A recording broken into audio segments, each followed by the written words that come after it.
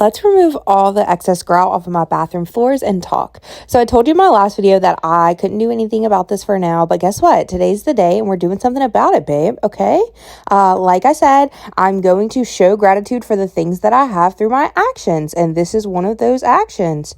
After brainstorming on how I could remove this grout for several days without actually messing with the seal of the grout, or at least the seal that was there, I was like, you know what about paint stripper? And I Googled it, and of course it would. So I DoorDashed some paint stripper, and we got to scrubbing, babe. The only tool that I could find that would effectively get all these tiny little tiles was a butter knife, and so that's what I used. And I applied the paint stripper with gloves and a paintbrush like the instructions said, and left it for 30 minutes. You can leave it for up to 24 hours, but I was really worried about messing with the integrity of the tiles, and so I just did 30 minutes. I probably could have done an hour and a half and had less scrubbing, but it ended up working out. And at some point, like about halfway through, I was like super frustrated with how tedious and time consuming this was. And I felt like the results were not that great. And I think that that's really important to talk about, that like I get into some of these projects or I start cleaning some of these things and I'm like, why am I doing this? This is so stupid. I should have just left it alone. But at the end of the day, I ended up reminding myself that there's a reason that I'm doing this. And this is kind of like my cry out to God. Like, this is me telling him, hey, I see you, and I see that I have things that other people don't have.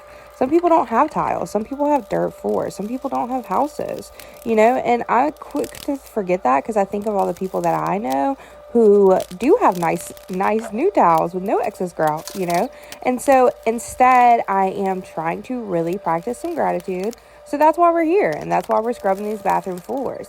This was the citrus paint stripper. I can't remember the name of the brand, but it ended up working really well, and I like that it was thick. A lot of them are really thin, but I like that this one was a thick gel. However, it was kind of hard for me to see what I was doing, so that's why you kind of see me go in with the scrub brush every now and then to remove some of that excess paint stripper.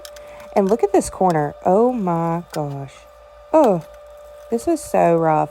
And these tiles are so tiny. I envy the people who are having to do this, but they get to do it on the big tile floors, because it was tile after tile after tile after tile. And I still feel like I could do it 2 more times, but I won't. I'm not doing this again. I'll tell you that.